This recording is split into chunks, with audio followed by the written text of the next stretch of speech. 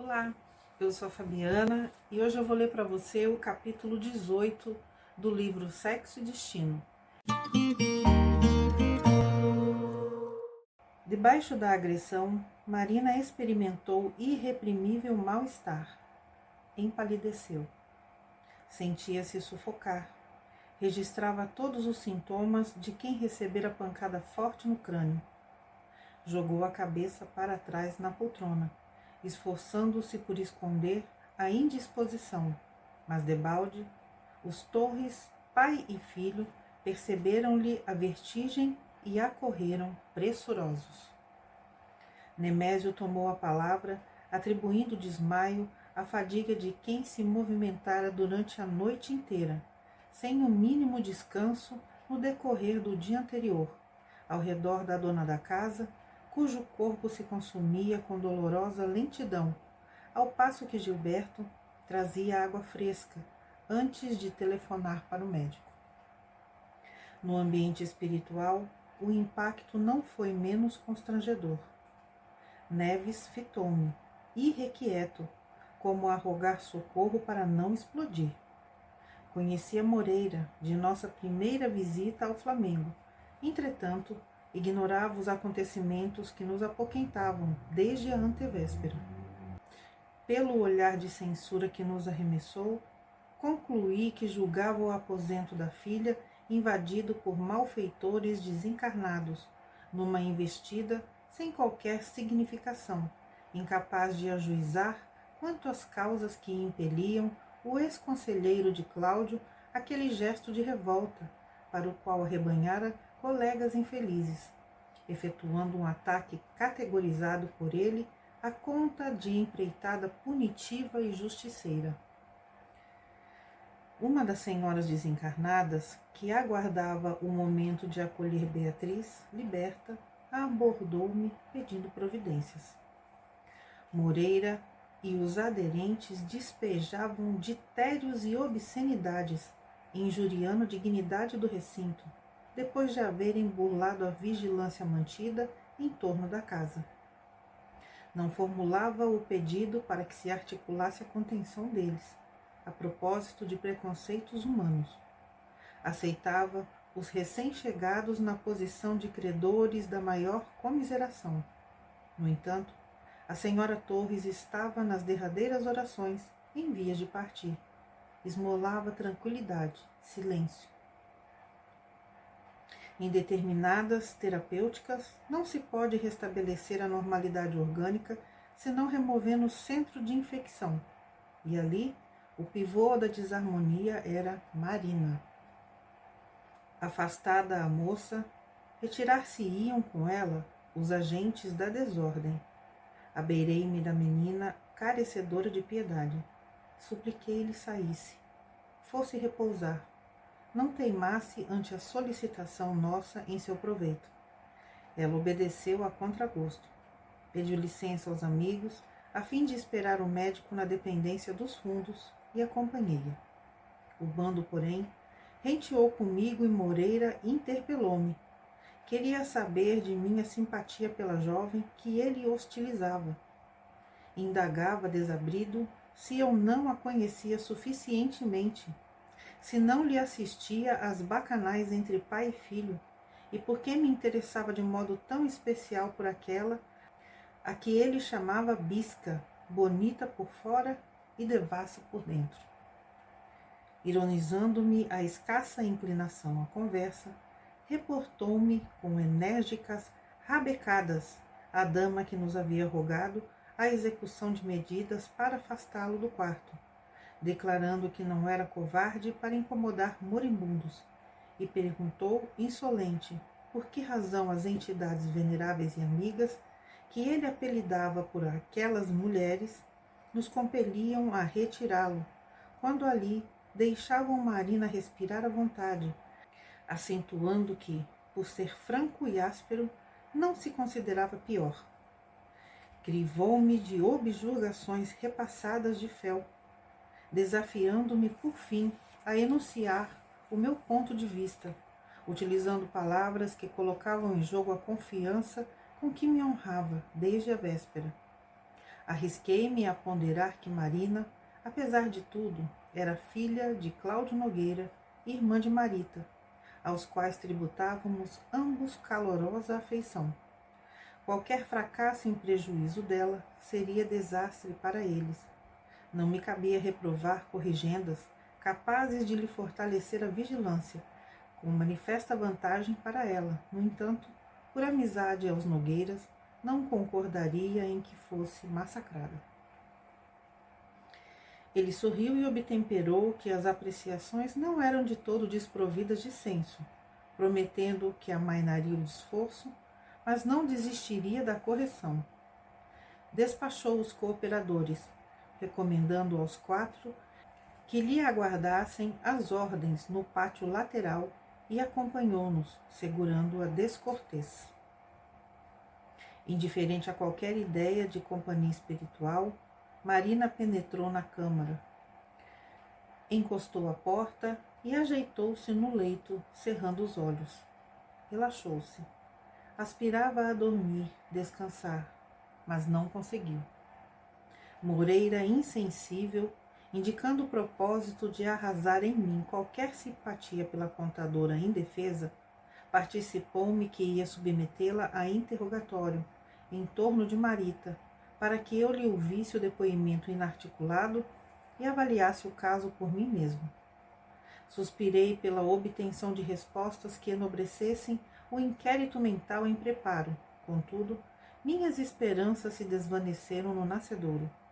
O indesejável patrocinador de Marita, erguido por si mesmo à condição de juiz, pespegou um pejorativo contundente aos ouvidos da moça e reclamou-lhe a opinião sobre a irmã hospitalizada.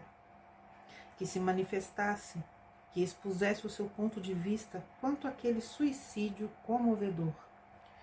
Marina, embora debilitada, conjeturou-se tangida pelos próprios pensamentos a lhe buscarem atenção para a irmã acidentada, e presumindo monologar, deixou que os pensamentos lhe pululassem do cérebro sem o travão da autocrítica. Compadecia-se da irmã, parafusava calculista. No entanto, confessava-se agradecida ao destino por se ver livre dela. Indiscutivelmente, não teria tido coragem de impedi-la à morte. Todavia, se ela própria deliberara desaparecer, cedendo-lhe posição, sentia-se aliviada. Gilberto inteirara de um telefonema que recebera na noite da antevéspera. Confiara-lhe as impressões. Nada de trote. Pelo jeito, deduziram que Marita lhe imitara a voz, efetuando sondagem. Convencida de que o rapaz não a desejava, preferira morrer.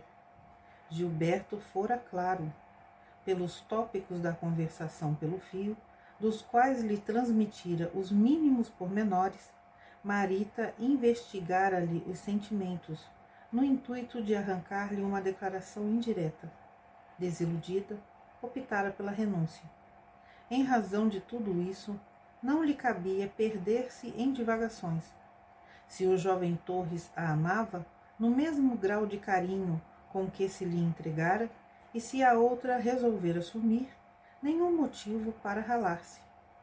O próprio Gilberto, semanas antes, de estranha maneira, pelas esquisitices da irmã, julgava-a desequilibrada, neurótica, ao que se lhe referira a paternidade anônima. O filho de Nemésio acreditava em sífilis na cabeça, asseverando que Marita não servia para casar. Após ligeira pausa no pensamento, como quem apaga uma luz e a reacende, alterando o cenário, a jovem do Flamengo seguiu pensando, memorizando. Telefonara para casa durante a noite, e a mãezinha informara que Marita ainda não havia morrido. Contudo, o médico esclarecera a ela, Dona Márcia, em ligação confidencial, que a ciência não dispunha de meios para recuperá-la e que o óbito era questão para dali a alguns dias. O facultativo solicitara-lhe atenções especiais para Cláudio, esmagado de angústia. Recomendara-lhe nada dizer ao marido, quanto à opinião aberta que expunha, parecer que formulava apenas para com ela, ao reconhecê-la mais calma diante do sofrimento, que ela, na condição de mãe, se presumisse contra emoções muito fortes, a fim de sustentar a família, no trance que sobreviria a qualquer momento. Aquelas elucidações no silêncio feriram Moreira nas últimas fibras. As notícias médicas, assim desdobradas, portavam para ele os efeitos de um tiro. Não se resignava à ideia de perder Marita no plano físico. Ela, inconscientemente, despendia recursos fluídicos que se casavam com os deles, fornecendo-lhe sensações de euforia, robustez.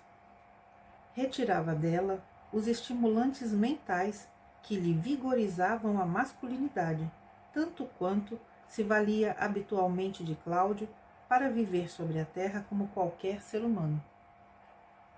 Entre a frustração e a inconformidade, designou Marina com um nome chulo e justificou-se, diante de mim, quanto à determinação de puni-la.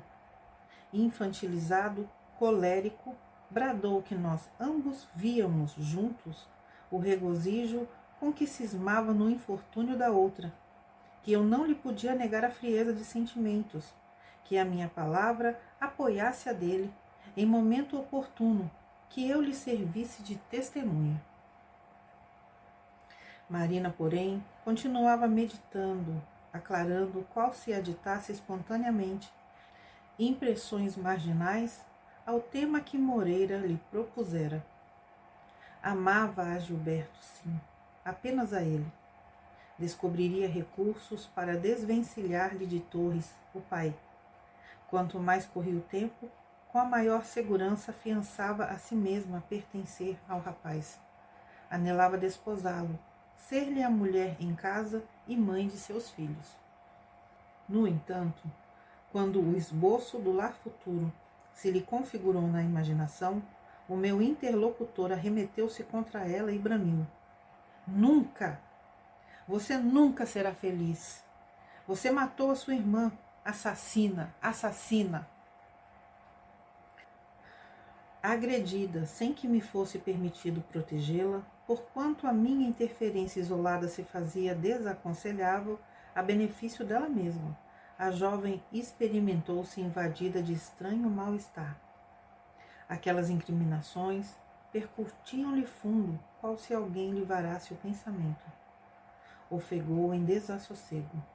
Começou a refletir acerca de Marita, sob novos aspectos, estabelecendo confrontos.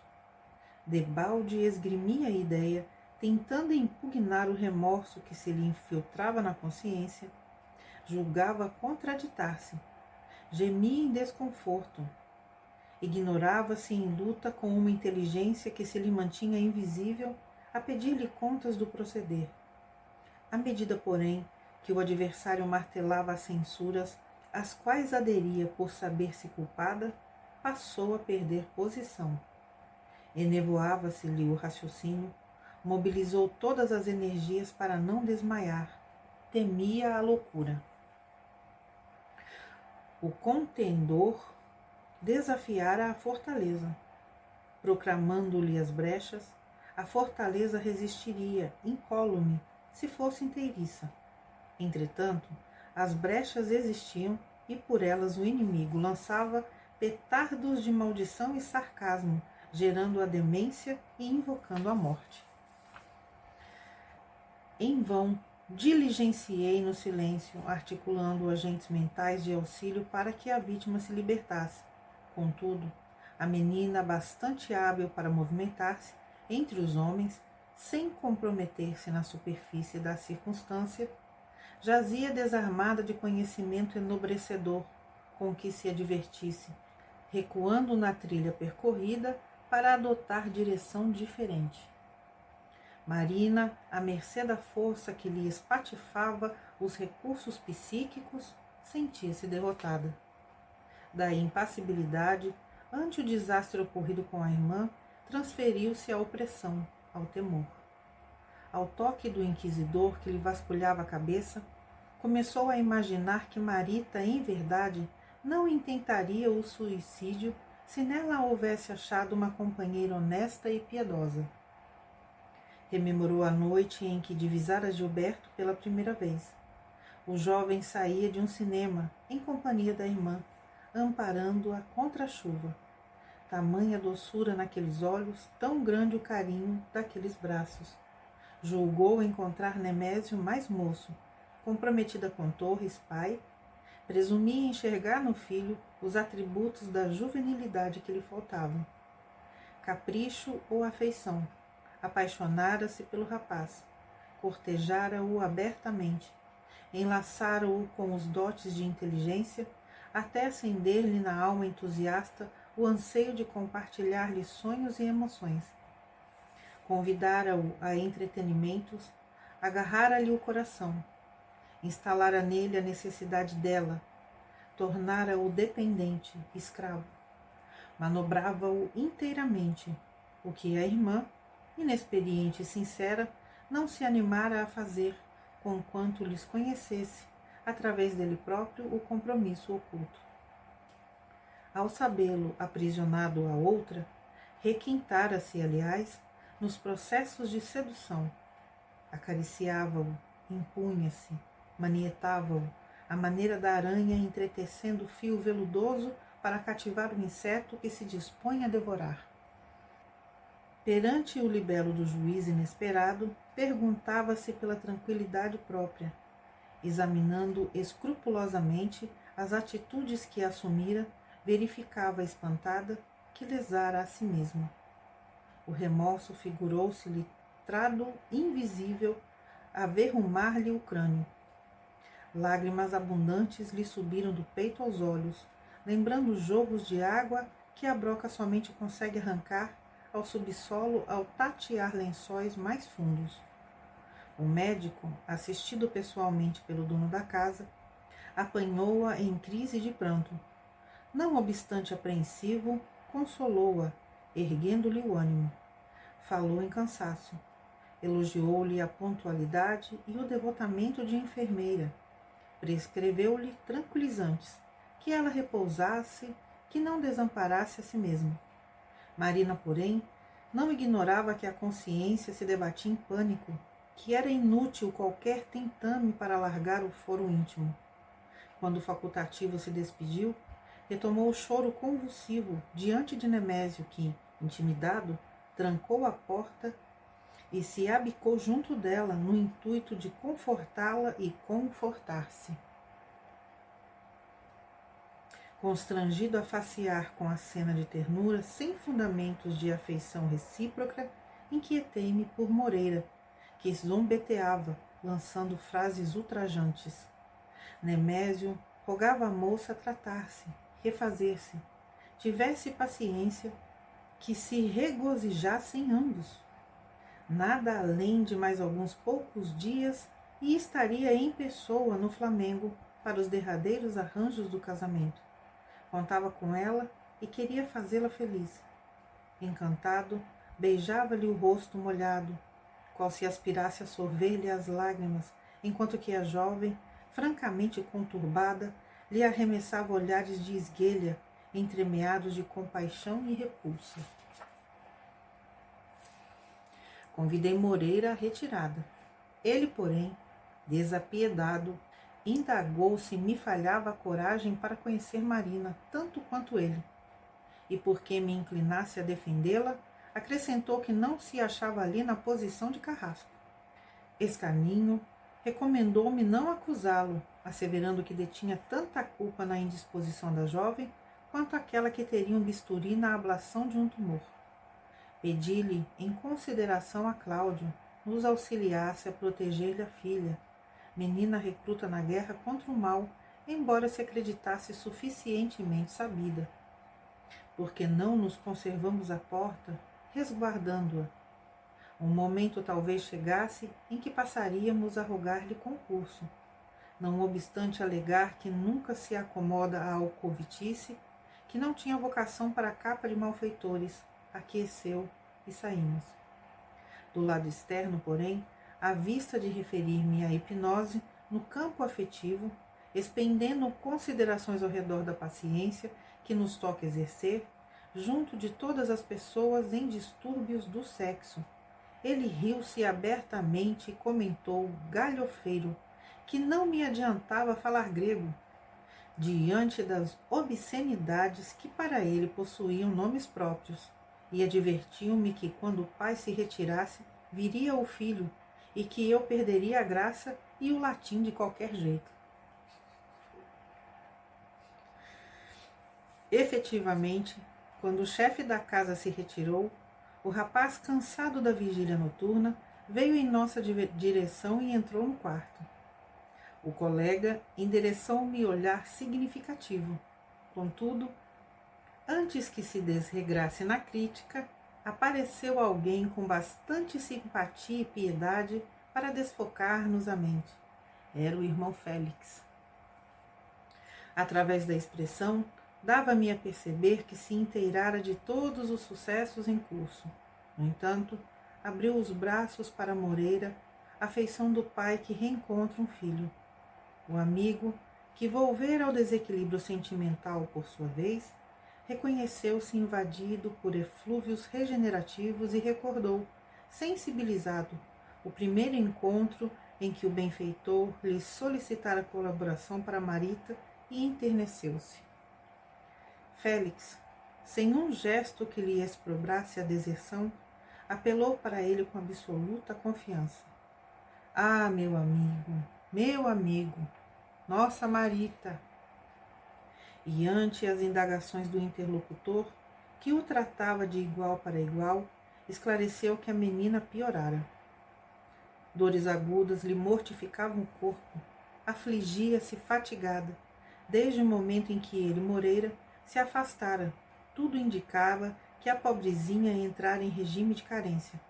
A sofredora criança necessitava dele, esperava por ele a fim de aliviar-se.